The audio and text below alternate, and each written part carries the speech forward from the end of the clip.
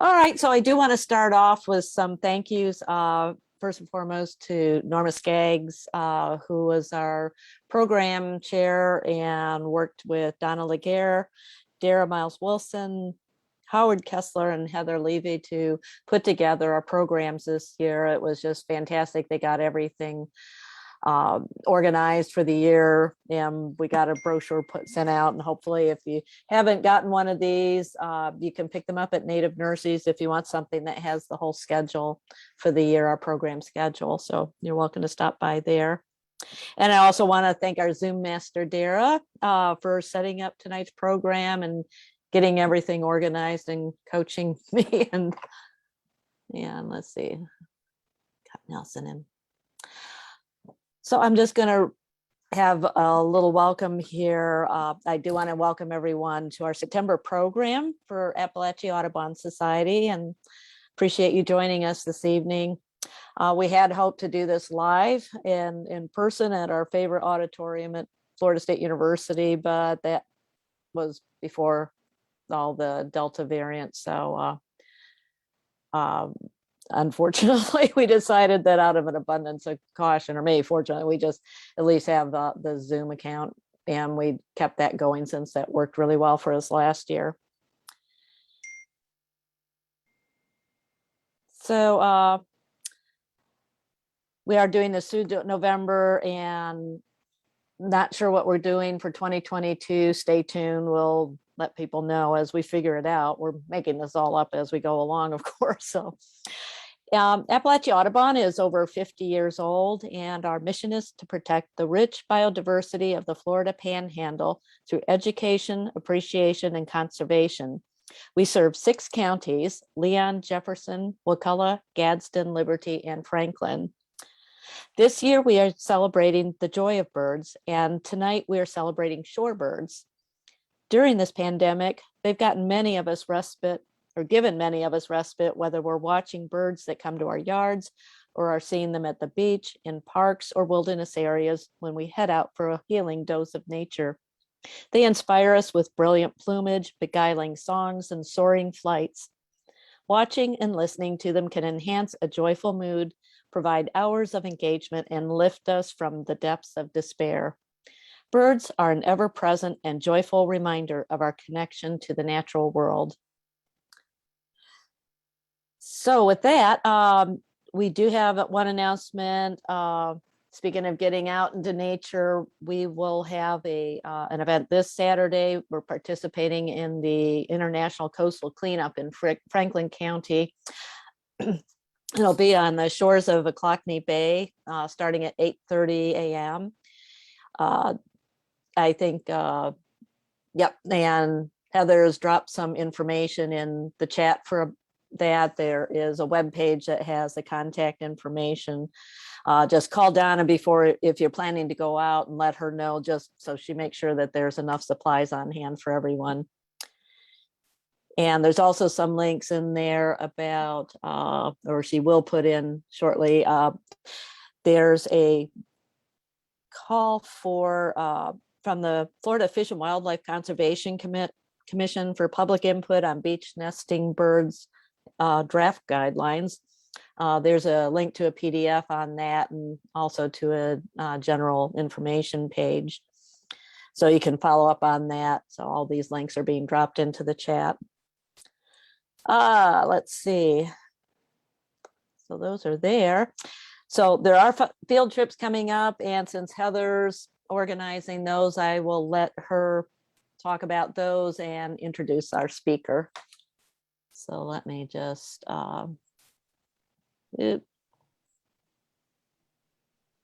okay, so how do I undo myself? I think I just did it. Okay, thank you. Yeah, no problem.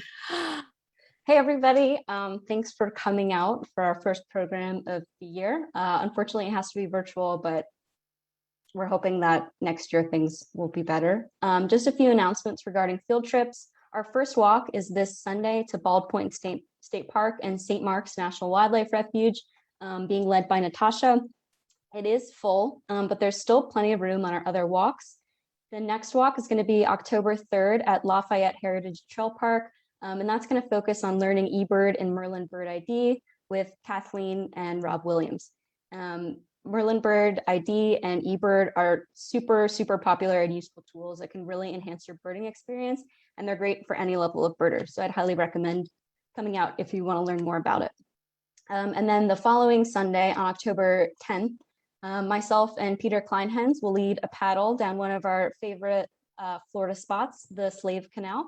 We'll focus on migratory birds and also learn more about history and conservation of the Osceola River watershed. We are currently limiting our field trips to 10 participants, asking that people please wear masks and adhere to social distancing.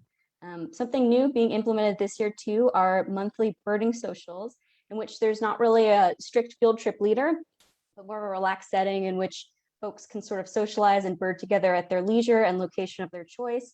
I'll be posting more information about that and include a location poll in the next newsletter, and we'll update our website with that information. With that, I'm very excited to introduce our speaker, Dr. Caroline Stahala.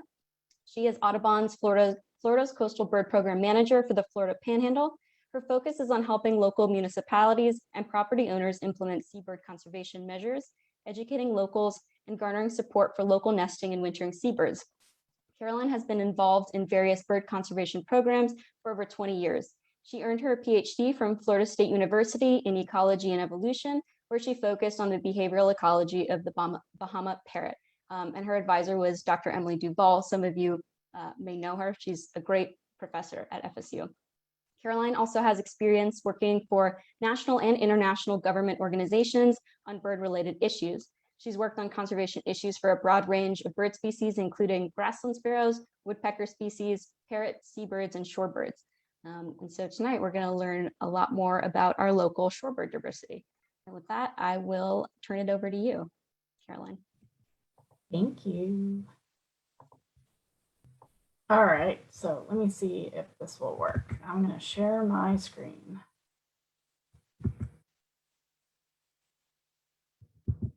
And Heather, you'll have to tell me if this comes up right. Looking good so far. So far, so good. All right. I think you're seeing the correct slide. Yes, because it's highlighted. Yep, that's right. great.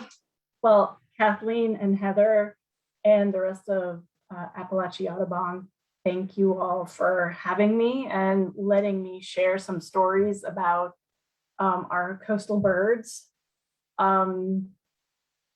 One caveat, I know there's some fabulous birders in this group, and I don't mean to insult your intelligence. I'm gonna step back and sort of start from the beginning, sort of talk about some basics of shorebirds and seabirds.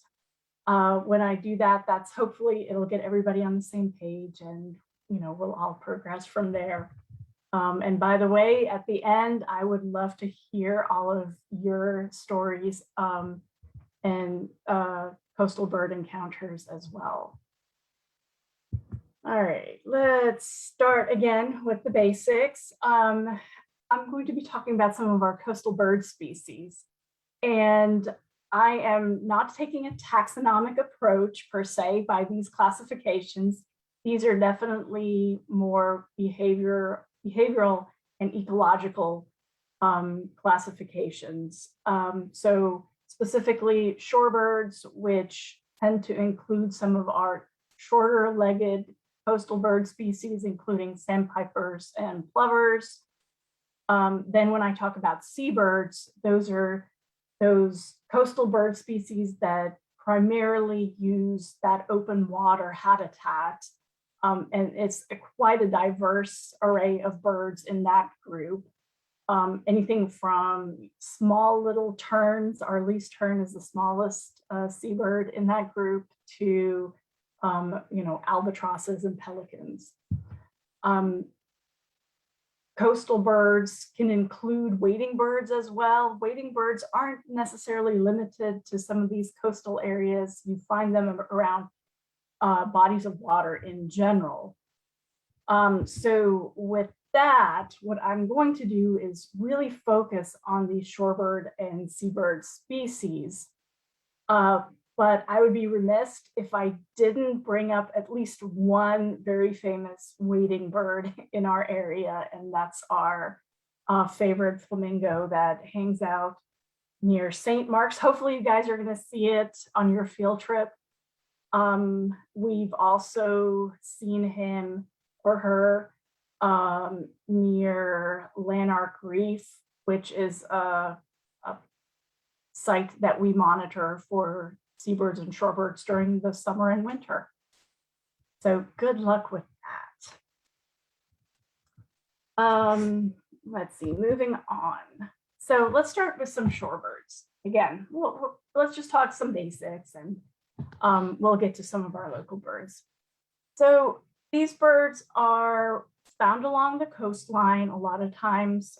Yes, they can be found along inland waterways as well, but if you go down to any beach, these are the little guys you're going to come across most likely. They tend to feed along the shorelines in mud and sand, so you'll see them putting their little beaks in the water. They tend to not go farther than the water line itself. Sanderlings are obviously very common along our coastlines. And people are always asking me about why those guys are running in and out of the waves. So if you ever watch them, they actually avoid the waves brilliantly. But what they do is actually use those waves to uncover their food sources, which are invertebrates. And in the water, some of these birds will actually catch small fish as well, especially if they're in little ponds or little ephemeral areas, slightly more upland. But they tend to not be in the water as far as, past the shoreline. They may be in small pools, but that's about it. And again, they do forage on invertebrates, small fish, crustaceans that they find laying around or buried. You'll see the ready turnstones digging through either rack or other material along the beach, trying to find their favorite little foods. Here we have a plover that found some sort of, probably not annelid, but some sort of worm-like creature, and it's going to make it its next meal. But it always amazes me to see them pulling things out of the sand. So shorebirds tend to be much more solitary in their nesting behavior than the seabirds that we're going to talk about next. So they don't cluster in large colonies generally. They're a bit more spread out. You may even find a few different shorebird species in a general vicinity. We do see that at some of our sites, actually, that I'll talk about later on. We monitor various areas along our coastline, and you'll find snowy plovers, American oyster catchers, Wilson's plovers in the general vicinity, but they don't form these nice big colonial groups like our seabirds do. What's actually really interesting is some of their mating behavior. So shorebirds tend to have some of the most varied mating behaviors that I've read about in our coastal birds. So we find most of the birds are seasonally monogamous. They tend to have a mate, they produce offspring and together, and that's that.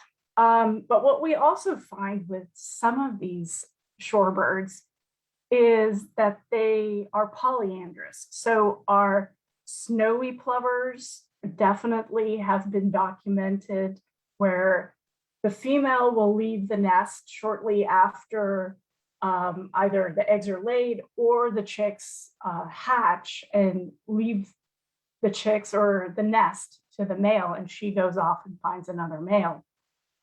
That's actually not necessarily uncommon for this species. I know some other sandpiper species exhibit the same behavior. On the other hand, there are species within the shorebird community that are polygynous. So you've got one male who mates with multiple females and has multiple nests and offspring that way. So shorebirds are kind of neat in that sense, that you do find these various mating behaviors. And probably one of the reasons they can do that is because they are able to re-nest during the breeding season. Some of our smaller seabirds can re-nest also, there's enough time, but generally seabirds take a much longer time to produce a clutch and hatch chicks and then raise those chicks than shorebird species do. So there's probably some opportunities there.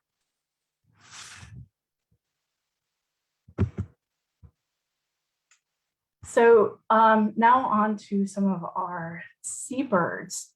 There's definitely quite a diversity within this seabird group. Again, it's not necessarily one taxonomic classification, but the fact that we have so many birds that use the marine system as their primary source of food, and they spend so much time during their lifetime over the water is remarkable. So they are adapted to marine life and to the marine environment. I mean, they could almost be called flying fish, because even though they're not necessarily underwater, well, some of them actually are, but they really, really depend on the marine system for their livelihood. So what happens to the coastal system directly impacts these birds. And that's why it's so important to protect our coastal systems, not just for the life that's underwater, but everything else that depends on it, including our seabirds. So seabird species primarily feed on fish and any other sort of marine life within the water. And they tend to be a lot longer lived. So I talked about their life history as far as it relates to breeding, that it takes a lot longer to raise a chick than it does for some of our shorebirds. But they're also longer lived, so they have more opportunities to do that during their lifetime. So here are a few examples, and this is just to show the diversity within this group. I mean, anything from our massive albatrosses to our little clownfish puffins, and one of our largest or heaviest, I guess, seabirds, the pelicans. So as I mentioned previously, the shorebirds tend to be slightly more solitary in their nesting behavior. Seabirds are the absolute opposite. You will find massive flocks of nesting individuals in an area. And we have some of these sites along our coastlines also. We'll get to that in a bit. But it's pretty remarkable when you come across a colony of seabirds. First of all, you can probably smell it before you actually get to it. But then they also let you know that they're there by warning you in their behaviors. And that's either they'll dive bomb you or fly over you, or there's other behaviors that they use to let you know that they're nesting there and to stay away. And they do partner up. So you have parents that partner to raise a clutch of eggs, or then the chicks that hatch from that. One of the things I wanted to mention is I often get asked, well, how do they know who their chicks are when they're in such large groups? Now, this isn't necessarily a generalization of how all seabirds find their chicks, but one interesting behavior is we used to be told that birds don't smell very well. And that's actually being debunked a little bit, or a lot. Some of these seabirds, especially in the petrels and the albatrosses, they actually use their sense of smell for a lot of different things. And one of those things is finding their chicks. So when you have this large colony, you know that's your egg cup, but is that little fluffy thing in there actually yours, or did it wander over from a neighbor? And apparently they can use their sense of smell to tell if it's their own offspring. There's also been some studies looking at how some of these larger seabirds find food, and apparently they use their sense of smell to find food as well. And one of the theories is that the reason that they're eating so much plastic is that apparently the plastic in the oceans smell like food. So it's not a visual cue, but they think that they're eating something they're supposed to because of the smell of it. But I think that's a whole other lecture in and of itself. So just to highlight a few record-breaking seabirds, because this is pretty incredible. I'm sure you all have heard of Wisdom, the Malaysian Albatross. She's now 70 years old. Earlier this year, she had another nest, and as far as I'm aware, she actually raised another chick this year. So one thing that she can say is that she actually outlived the biologist that initially found her and banded her. So, you know, you've got 70-year-old, or at least 70-year-old birds out there still reproducing. So that's hopeful. Let's hope that we can maintain some of these large colonies. They do reproduce only once every other year, so they have to make it count, and they need those years. All right, so let's talk a bit about some of the adaptations that our shorebird and seabirds have for this coastal system or marine environment that they live in. How do they manage to survive these harsh conditions?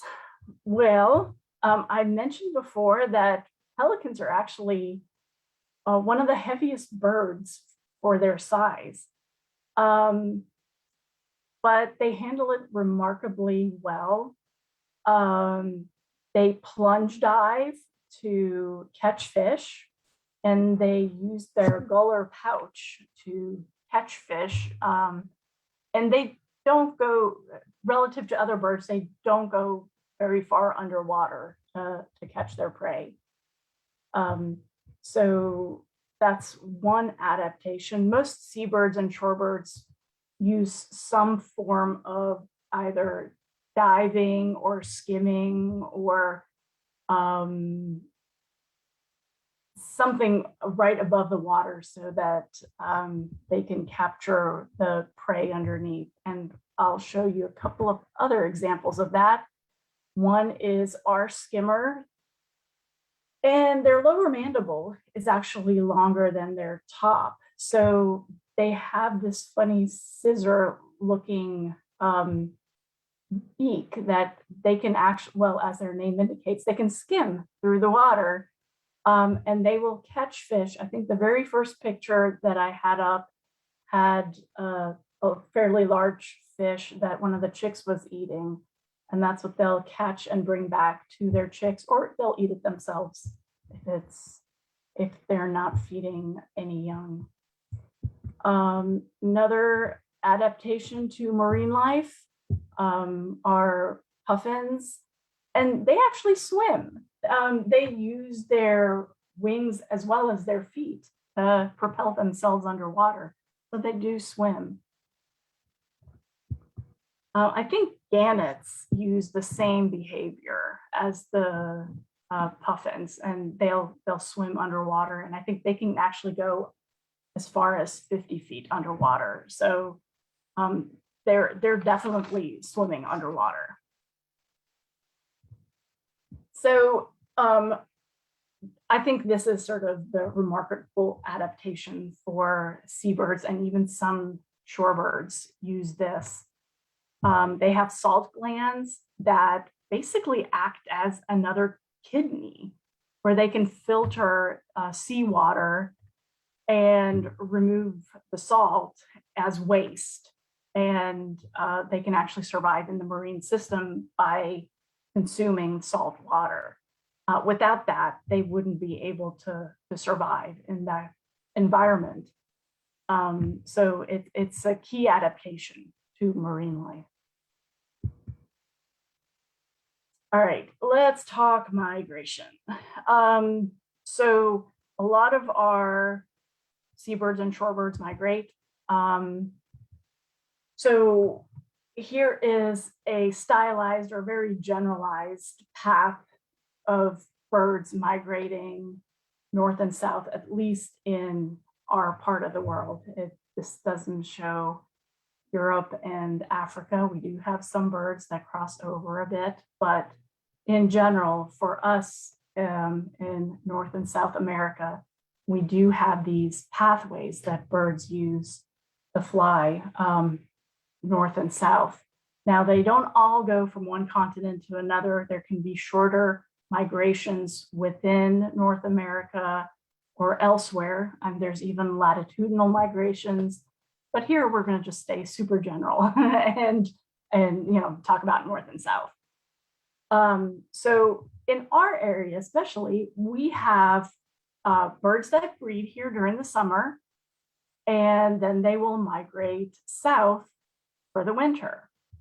We also have birds that migrate south to us for the winter and then head north, towards the Arctic, boreal forests north of us to breed.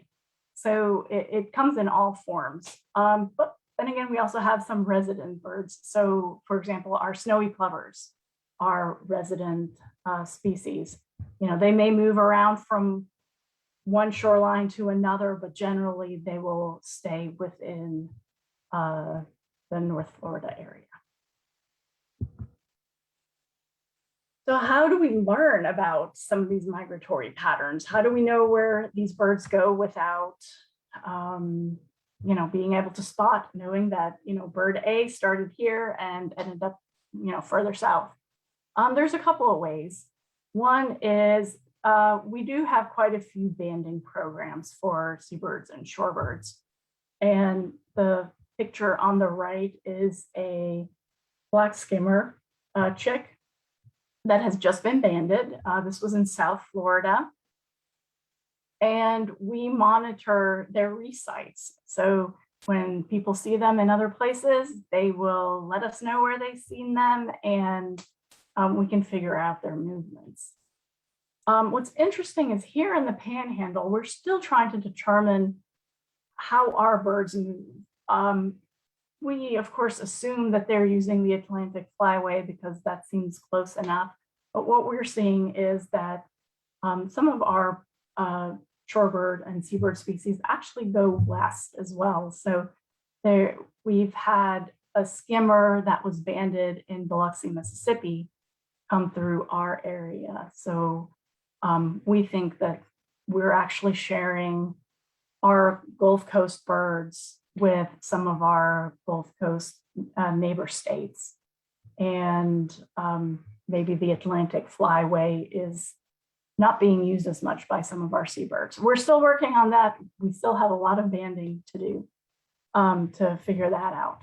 But if you can't band, there's better technology like small geolocators, satellite tags, other devices that can give you locational information of birds. And that's what this tern just received, is a little satellite tag, and he or she is going to be monitored on its flight path. And it was just such a geolocator that gave us better insight into common tern migration.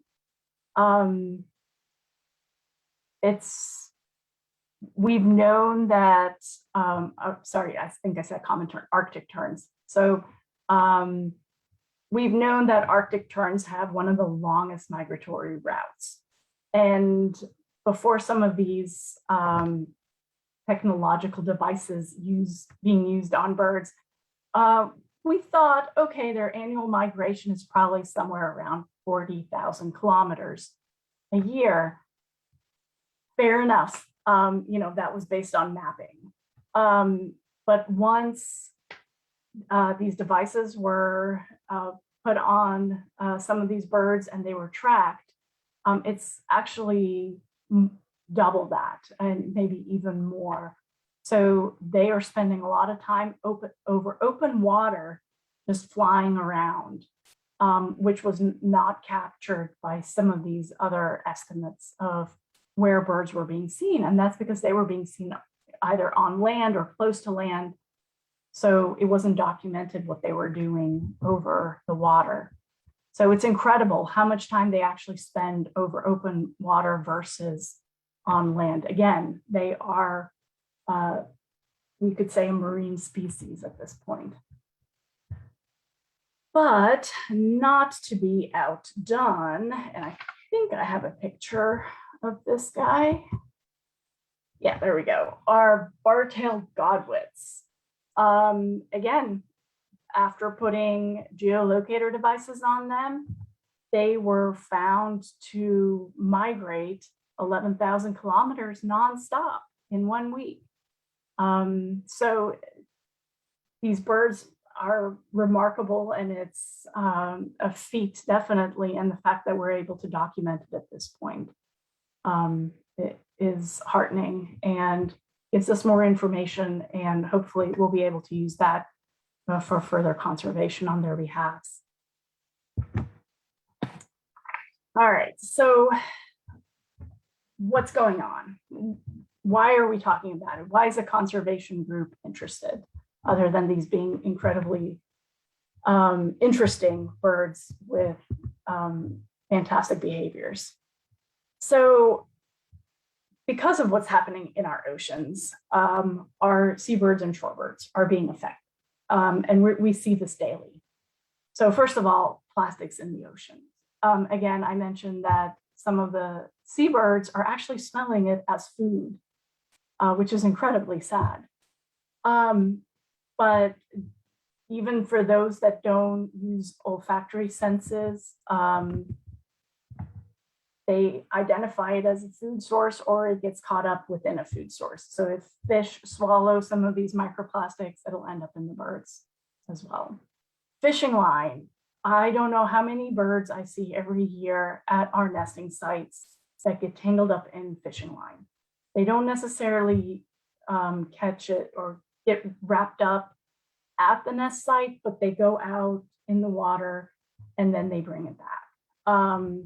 So if we could somehow figure out monofilament that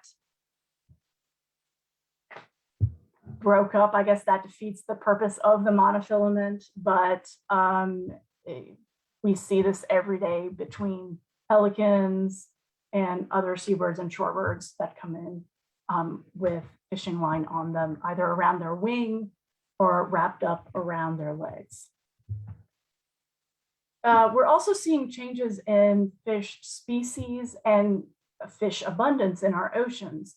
There have been some studies with puffins showing that parents are actually bringing back the wrong types of fish because that's what's available in their fishing grounds at this point. And the chicks are not eating those fish. So there's plenty of fish being brought in by the parents, but the chicks aren't able to consume them. And that's because of changing water, ocean temperatures, and the species within the water are changing. Also, they're having to dive further down to catch some of their preferred prey. So it's definitely having an impact on them. Habitat loss, and that's both wintering, migratory stopover sites, and breeding habitat. So coastal systems where birds are, normally found breeding. Those are disappearing. We're also getting more and more inundation. Coastal storm surges are more frequent. So we're losing that habitat pretty quickly, both due to climate change reasons as well as development. Just general disturbance. Once birds set up an area to nest in, or where they're foraging to fatten up as they're migrating or stopping over or wintering, they seem to be getting disturbed more and more by general recreation, driving on the beach, all kinds of reasons. During the nesting season, we see a lot of predation. We see predation by natural mammalian species, raccoons. We can argue whether coyotes are natural or not, but they are here. And we get a lot of predation by coyotes. We have predation by feral and domestic cats, dogs, you name it. We have predation by avian species as well. So great horned owls, gulls, gull-billed terns, everything eats our seabird and shorebird eggs and chicks. And then, believe it or not, our favorite pets, they cause quite a bit of disturbance too if they're brought out to either nesting or wintering sites. Even if they're on leashes, birds recognize them as predators. There have been some studies done in forests where dogs are allowed versus areas where dogs are not allowed. And there's definite difference in diversity of bird species, and actually fewer bird species in areas where dogs are allowed. I presume it's because they look like predators. They look like something that would eat them. They don't realize it's just our pet dog.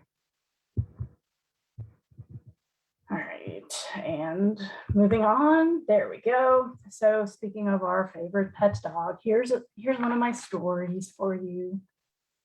This is actually a beach where dogs are restricted. There's not supposed to be any pets on the beach. One of my volunteers went out and talked to this young lady and said, hey, there's no dogs on the beach here. We have imperiled seabirds and shorebirds just down the ways. Your dog is going to scare them. She said, well, it's my birthday and I want my dog with me. So how do you respond to that? So our volunteers are instructed not to. But these are the sorts of things that we're seeing out on the beach, is that even with all the rules and regulations we have, people just don't adhere to them, and the compliance is in there, but then there's no enforcement as well, because this seems like such a trivial matter to most law enforcement. Let's talk about some of our local birds now. So we've gotten through that. This is why I don't put threats at the end, because it's depressing. So we'll talk about some of our local birds now. We have quite a few really neat sites along our coastline that are both wintering, migratory, and breeding sites for seabirds and shorebirds. This is where it'd be really great to be able to see all of you. I would ask you, how many of you have been to, for example, Phipps Preserve down on the coast, not the one in Tallahassee, or been along a beach and seen some of these nesting birds? So we have a variety of tern species on our offshore coastal islands. We have pelicans that nest offshore. We have several plover species that nest along our coastlines. Our little snowy plovers being one of our favorites, because we actually have the largest proportion of nesting snowy plovers in the state, in are in the Panhandle area. So we're quite protective of them. And then every so often you'll have our smallest little seabird, the least terns, showing up, nesting in strange places, even on rooftops in some instances.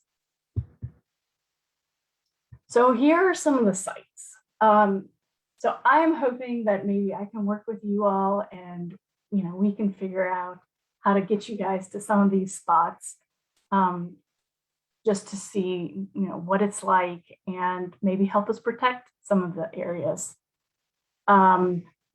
Most of the areas are offshore, so we need a boat to get you out there. But we do have some coastal sites as well. I think I mentioned Phipps Preserve right here at the tip of Alligator Point. It's a fantastic breeding area, but even better, it has wintering shorebirds. And I think it has the largest concentration of piping plovers in our area. I'm trying to think, maybe St. Mark's has more, but that's about the only place I can think. I also heard somebody mention McKissick Beach.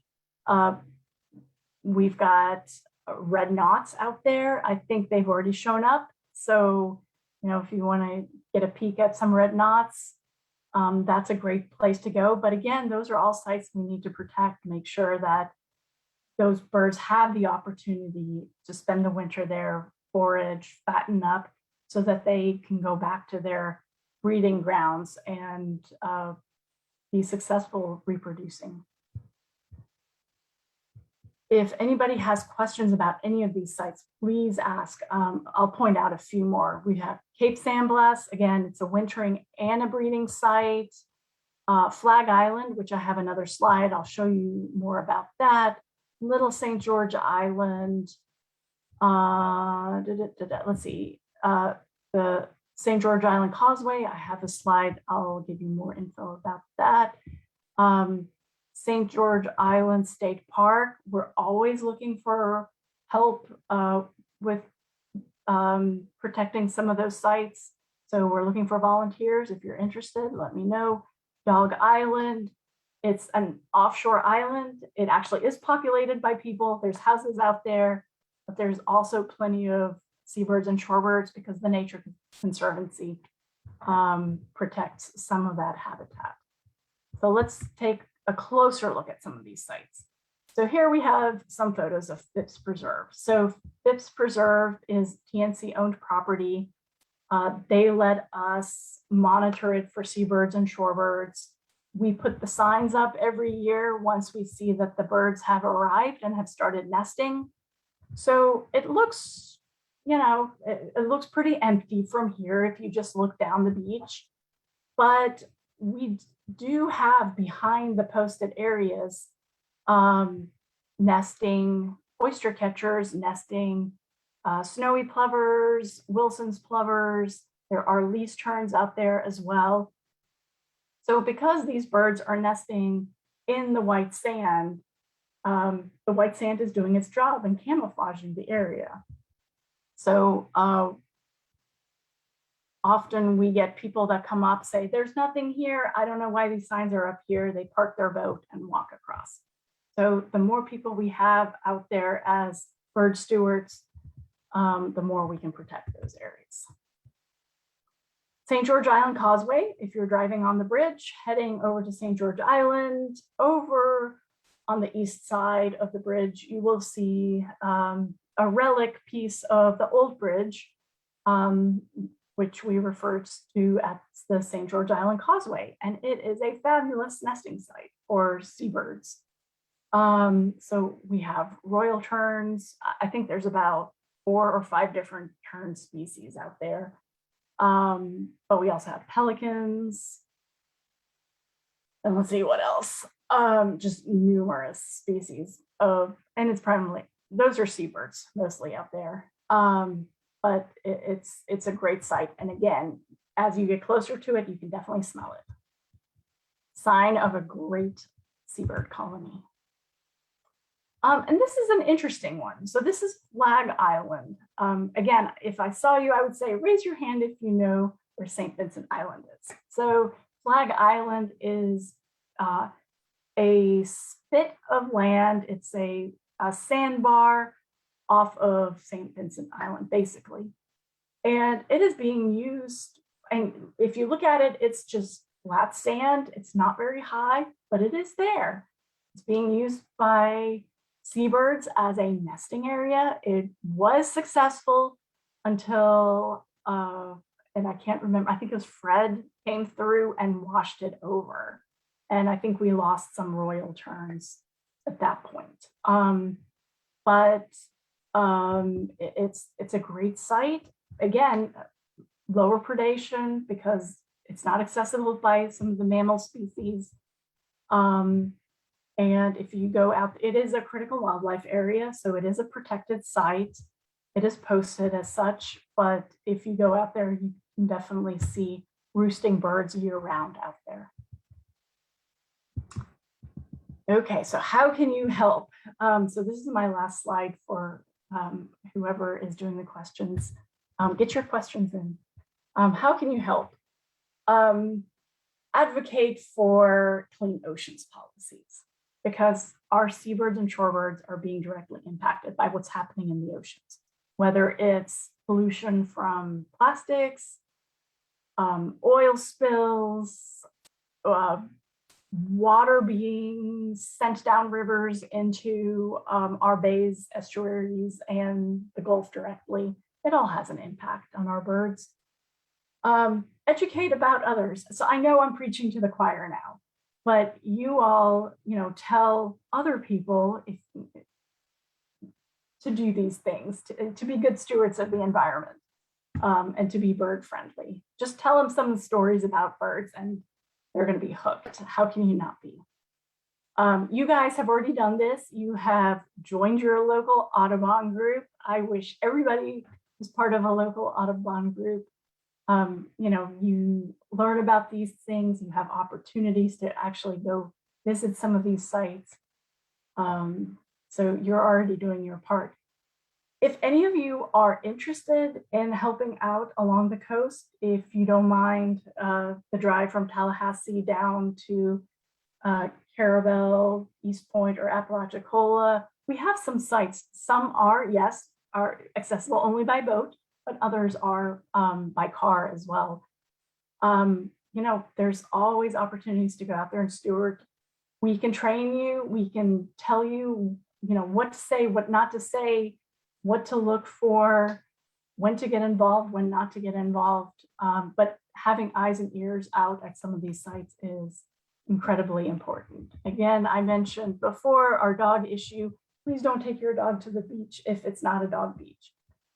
Here we have a very friendly dog. Its person obviously thinks it's completely fine to go take their dog to the beach. And here we have a piping plover in its wintering habitat, and it flew off the second this picture was taken because it was disturbed by the bird, or disturbed by the dog. If you have the opportunity, check out the Florida Panhandle Bird Stewardship page on Facebook. We post a lot of information there. Some of it is just fun, saying, here's what we saw, and here's some general information about birds at our site. But it also provides opportunities, to come out and help, or activities that we have if we have bird walks. So please join that page as well. And so with that, I guess that concludes my portion of the presentation. And I'm going to ask if there are questions. And Peter, are you the moderator for questions? I am. Thank you, Caroline. That was a great talk.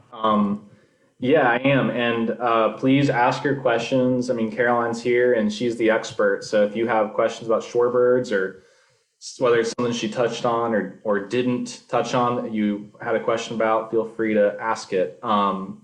While you think of questions, I'm going to ask the ones we already have. So Melise Collins, do we know the reasoning? And Melise, you'll have to clarify what you meant here, but do we know the reasoning behind the divergence in nesting habitats? And I was wondering if that was among shorebirds, seabirds, or both, was the question. Shorebirds and the seabirds is what she said. So in general, seabirds tend to be more colonial than shorebirds. And I don't know why that distinction necessarily.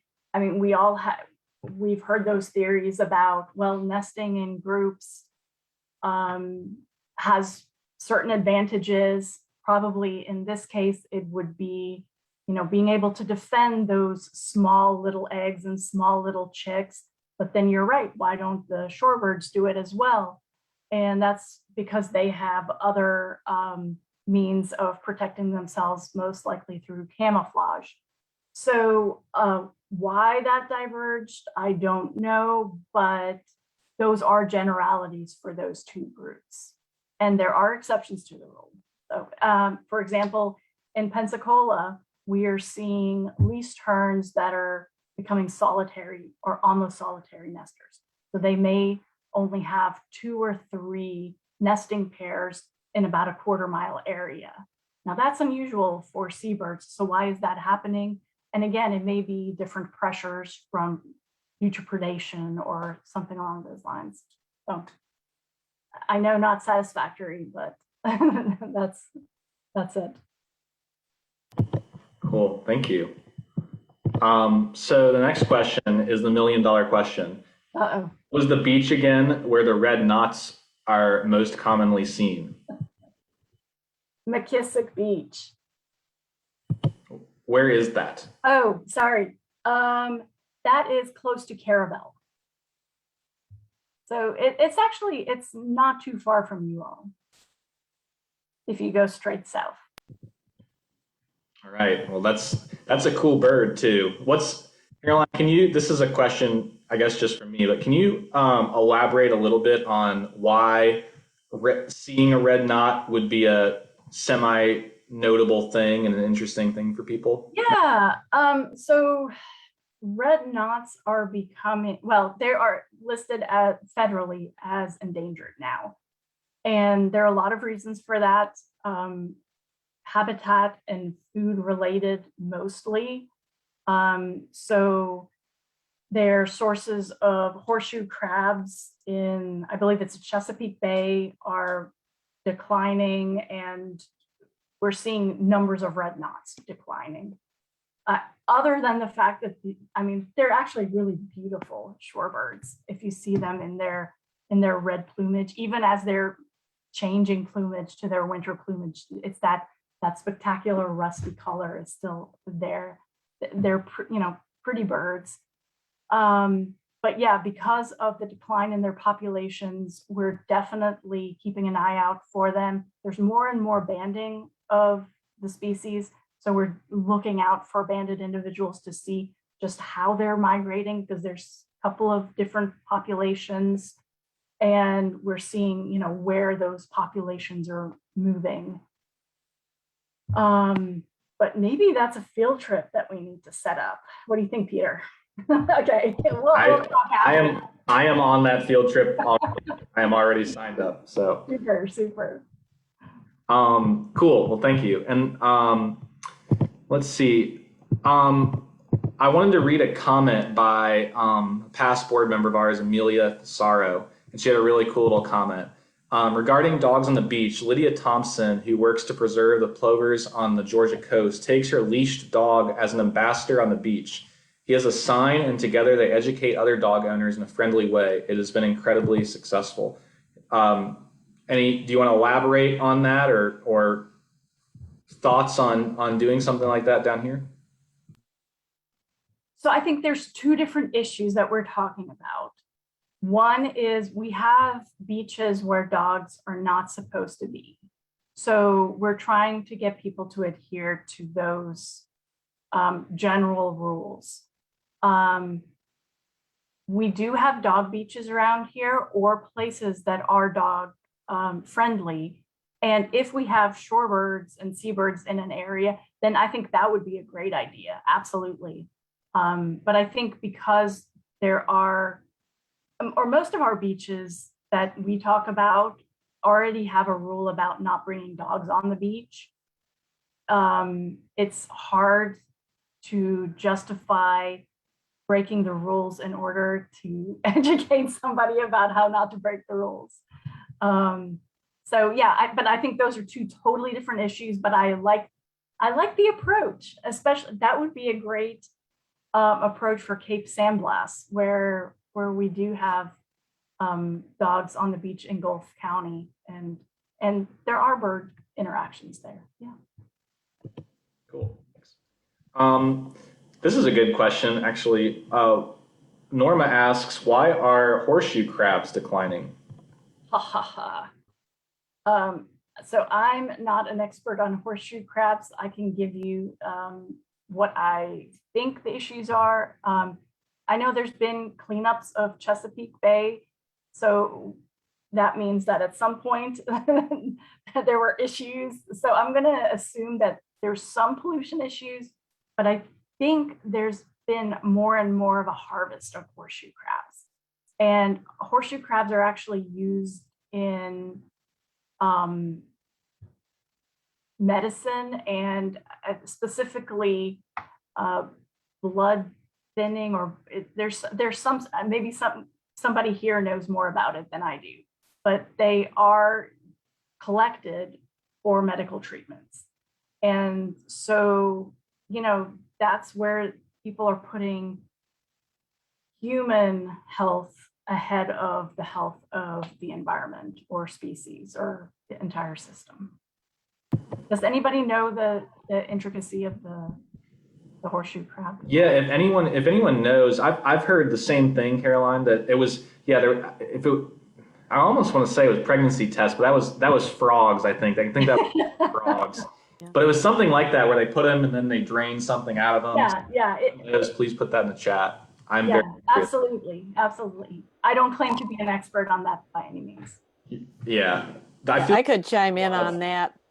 They actually use the blood to test for infections. It's valuable, and I did horseshoe crab monitoring for a while, so it's partly the harvesting for medical testing. Apparently, they haven't really found a synthetic way or a way to synthesize what's in the horseshoe blood, and then also just people who harvest them for bait, of all things.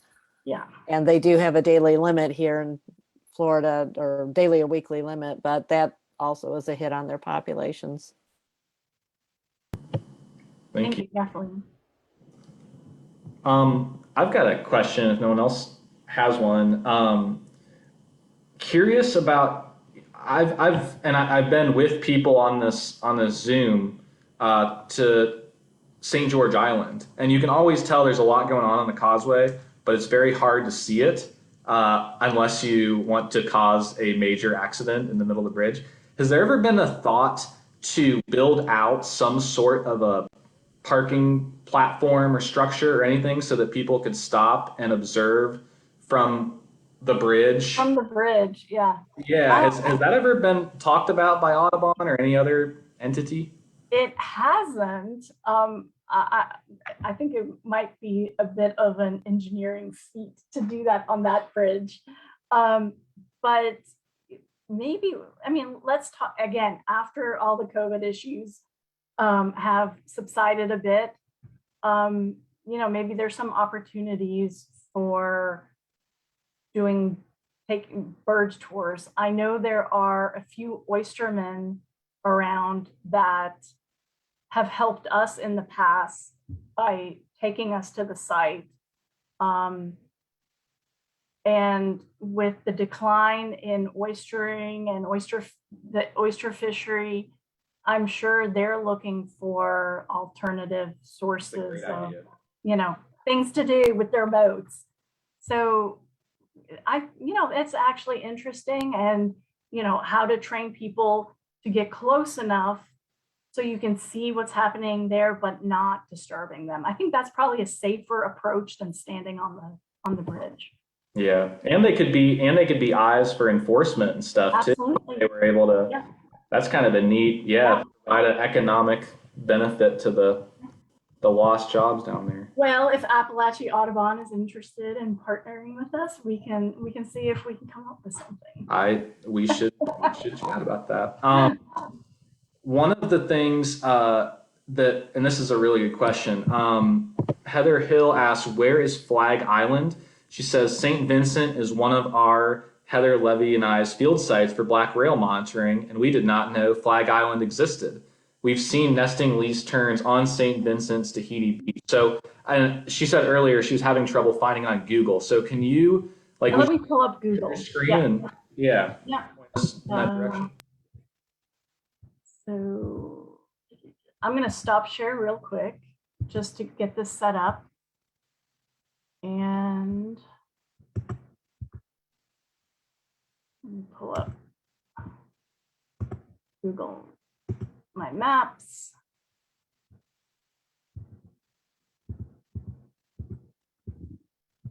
Okay, I'm going to share again. And Peter, just tell me if you are, here we go, if you're seeing that. So here we have St. Vincent Island. And right here, and I'm going to zoom in, we have Flag Island. And it's just, like I said, it's just a tiny area of emergent land. And it changes almost every year because of the water causing it to move around. And oops, and after, sorry guys, there we go. And after every storm, it gets washed over or it gets cut in half. It actually doesn't even, this is what it looks like now. But it used to be cut in half. And what we're seeing, so does that make sense? I don't know if you can see it from St. Vincent because it's so low lying. But next time you're out there looking for rails, see if you can see it from the very tip. And I'll zoom out again so you can see where it is in relation to the rest of the island. Very cool. Oh, Charlie and Cindy had a great point. Can you show on Google real quick where that beach is with where you have a chance of seeing the red knots? Yep. There is some interest in this red knot trip is going to happen, everybody. I think it's happening. Yeah. It's happening right now. Where am I? I need to go further down here.